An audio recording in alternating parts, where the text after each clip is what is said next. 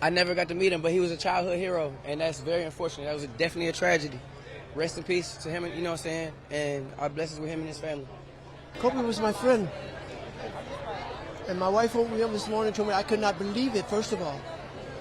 And to find out that it was really true. And then as a dad myself, to find out that his daughter was there with him, and there was nothing he could do for her. My God. It's horrible.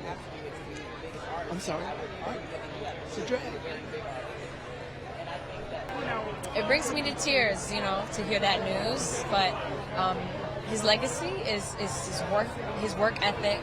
He would always say, competition breeds excellence. And I try to live by that. That drive that he had is very inspiring. So we're going to celebrate him tonight in his house. For sure. One final. I never got to meet Kobe Bryant. Kobe Bryant was my second most favorite basketball player of all time. Michael Jordan is always my first, but Kobe Bryant was my second most favorite basketball player of ever, and I always wanted to meet him one day, and my heart is so broken. What did you admire about him? Huh? What did you admire about Kobe? That he was just so incredible. You know what I'm saying? And he never stopped being incredible, man. I mean, he had his own style of the way he played ball and everything. So just like everybody wanted to be like Mike, there was a lot of people that wanted to be like Kobe Bryant too.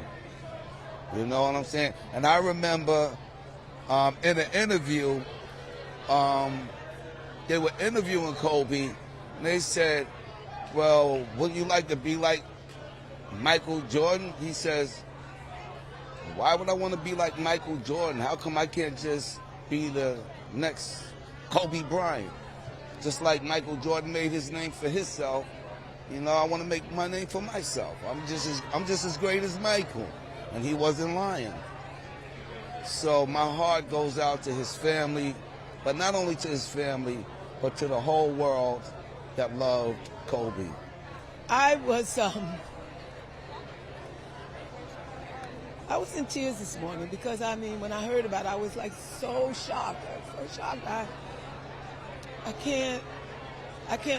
I just want to send out condolences and prayers to his family and his friends and his fans, because this was a wonderful, wonderful life that snuffed out way too fast.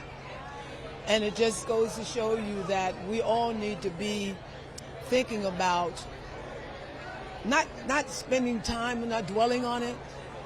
But as I said earlier today, we're going to be dead a lot longer than we're going to be alive. And you need to think about where you're going to spend eternity. Just a few minutes to think about that. Be happy with your life. Have a wonderful life. Be positive. Look forward. But, yeah, recognize it could happen to you. Well, he, besides being the incredible example of what it is to just throw everything into your work, he and his family are close friends of mine. So it's been difficult, but I feel like it's interesting to be in this space and to be celebrating through love and music on this day. And so I think we're all going to be thinking of him and his daughter in these moments. He's going to be missed. He was a beautiful soul. He was a great basketball player. He came straight out of high school right to the pros. He had two numbers, number 8 and number 24. He won championships with both numbers. He was one of the greatest to play the game. Well, Kobe was the king, man. He was,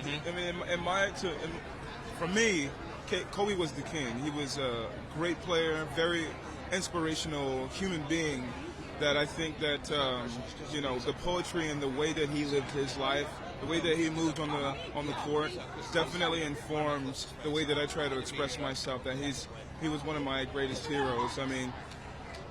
Adrian lives in Austin. Well, we both live in Austin, Texas now. He's more of a San Antonio Spurs fan, so we kind of go back and forth on it, but I know that he really respected Kobe. Yeah, as well. I grew up watching him too, and it was just, I was a San Antonio Spurs fan, so we had a little rivalry, but everybody and we all really always loved Kobe, and now even more so. And then with today's news, it's just horrible, but we're honoring his legacy. We're in his house, this is his kingdom, so.